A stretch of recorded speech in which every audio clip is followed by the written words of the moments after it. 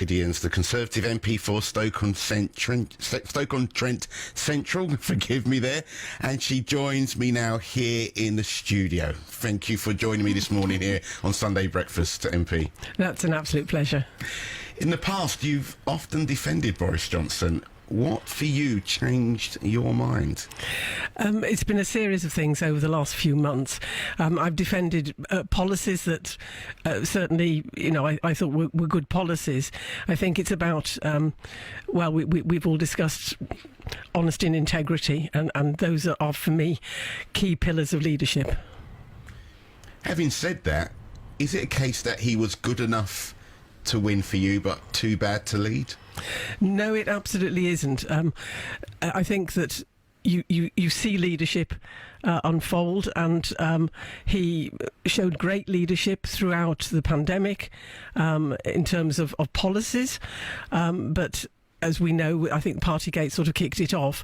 It became obvious that that he struggled with the rules himself, and I think that, as I say, for me, public office, that we have what's called the 7 Nolan principles of public office and public service, and those are fundamental. They underpin all that we do, and it was clear that those weren't being adhered to.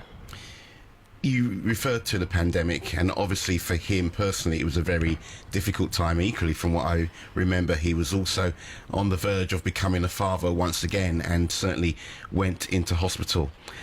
Do you think maybe there was the pressure of that time and the release of that in terms of Partygate, which maybe led him down this road? I mean, certainly, being Prime Minister of this country during such an incredibly difficult period would have been tough for anyone. And I think that nobody in the party is saying that we regret Boris Johnson's leadership. Absolutely not. And I'm very proud of what happened with the vaccine rollout. And certainly we heard from Bishop Kenneth about how well the UK has done under his leadership in supporting Ukraine. It's just that going forward, I think most of us in the parliamentary party felt that what was happening was a distraction from the leadership that's necessary at this time. It's a time when we've got real challenges with inflation, cost of living, and we were only talking about conduct, and that was not the right thing for a government to be doing. So in some respects, his behaviour, or lack thereof, was clouding out the major and prominent issues that most of our listeners are facing right now. Exactly. And, I went into politics to serve the community, to serve the people of Stoke-on-Trent Central, and I felt more and more that was becoming less and less possible. He seemed, certainly from what commentators were saying, that he was gripping onto power. Do you think he should have gone sooner? Well, yes, and I made public the fact that I did put a letter in 2 months ago. I think that it would have been less painful for everybody, and certainly for him, had the vote of no confidence been a little more. And I think that it's very sad to see somebody, clinging on when it's obvious that the majority of the party, the parliamentary party, felt that he should go.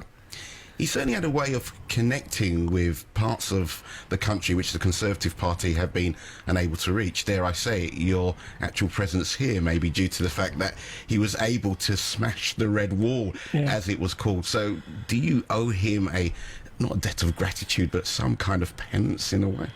Certainly, I've been very clear in saying I understand and recognise that had it not been for his leadership and the Brexit situation, I wouldn't be here today.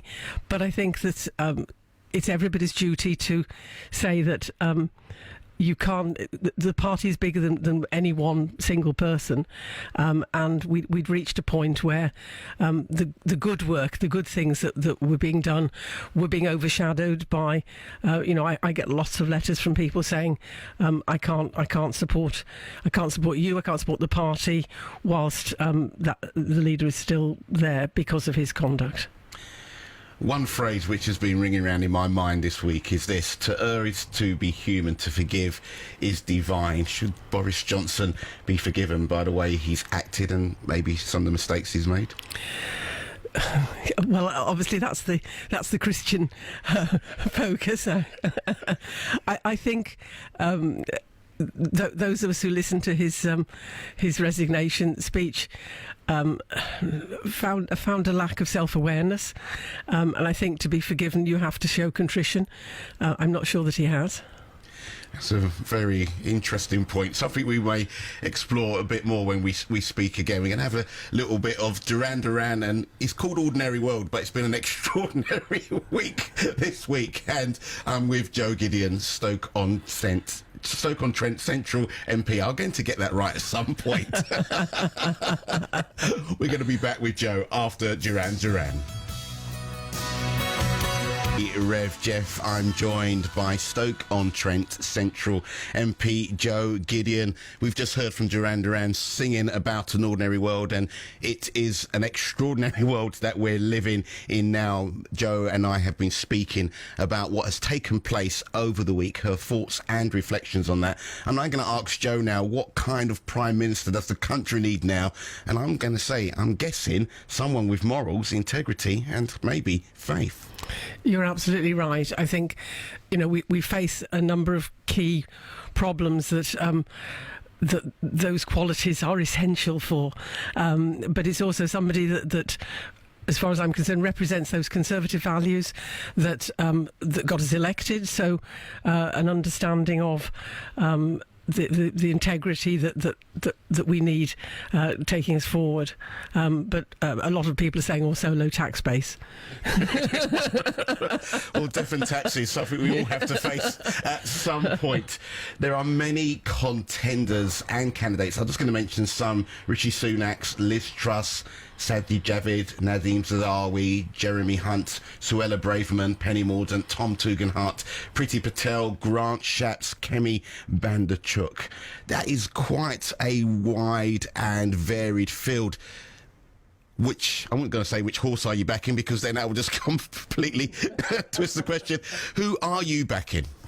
So, first to say, I'm very proud that we have such a diverse party, such an incredible range of candidates, all of whom have excellent qualities. I'm not going to tell you who I'm backing for a very specific reason, that I'm actually standing for the 1922 executive, and that's the body that makes the rules. So I think it'd be quite inappropriate to come down on one side or another at this point in time. That's a very powerful backbench committee, from what I understand. Well... Listeners, make up your own mind. Speaking about faith, integrity, we heard earlier in the show from a young man who was at the prayer breakfast, which I believe Sajid Javid quoted from, speaking about, Reverend Les Isaacs, who spoke about integrity in leadership. Certainly something we encountered when I bumped into you last week at Jasper Street in Hanley, and we met with Bishop Kenneth Nowakowski. What did you make of him, and equally his presence in Stoke-on-Trent? I think it was amazing that he came. He was an inspirational figure, fascinating to talk to, and I was really inspired how he engaged. Really, I mean, interesting that he spoke so highly of the UK government, and he'd had lots of conversations, I think, with Michael Gove, who was then Secretary of State in DLUC, and about the Homes for Ukraine project. It's amazing that he came to Stoke-on-Trent. I learnt that we've got 750 Ukrainians across Staffordshire, and I think it was very important for them to have such a high-profile visitor. Your presence at the service was a clear indication of your support of the Ukrainians, and equally of the bishop's visit, which was nearly curtailed by the fact there were lilies in the church, but that's a whole new story. Particularly the week that's just gone on. Yes. How are you finding your role here as an MP? What sort of questions are you having to field? What sort of answers are you having to give? Well, in terms of the political fallout, I mean, clearly there aren't any simple answers. I think everybody now is very much involved in the what next, and that's how it should be. Certainly, in the weeks going on, it's going to be challenging, interesting. And what I will do is ask the questions that people ask of me, of the candidates, because I think it's absolutely essential that we get the right person in post and that we do it as quickly as possible, so that we'll have continuity in the meantime, but that we get a new focus and a reboot.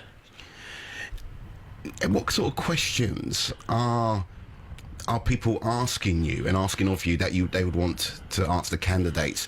And they're doing so in light of the fact that Boris could be still with us, certainly up until September. Well, we haven't had those sort of policy discussions as yet, because most people are both shocked and fascinated by the process of what's gone on, and you couldn't really have made up the last week. It's been like a sort of a television drama almost. So I think we're only just now coming on to what the various candidates have to offer, and. As I say, I know them as individuals. They all bring something, but they all have slightly different focuses. And for me, it's going to be about the levelling up agenda and, making sure that we've had a very good, very high profile in Stoke-on-Trent. And you have 3 Conservative MPs that work incredibly hard as a team to keep that profile high. So we'll want that commitment from the next leader that Stoke-on-Trent will still be top of the agenda. Joe Gideon MP for Stoke-on-Trent Central. I will get it right. I've been practicing in front of the mirror all week to make sure I get it right. Can I thank you for coming into the studio today after what has been a tumultuous week, not for the country, but certainly for your party. And as you forge ahead, certainly for all of us here, we're wishing that you're guided in the right way to make those right decisions, and all the best in terms of you getting onto that committee. Thank you so much. Joe Gideon there, Stoke-on-Trent Central MP, here in the studio, speaking about the week that was and equally the future that we will have as well.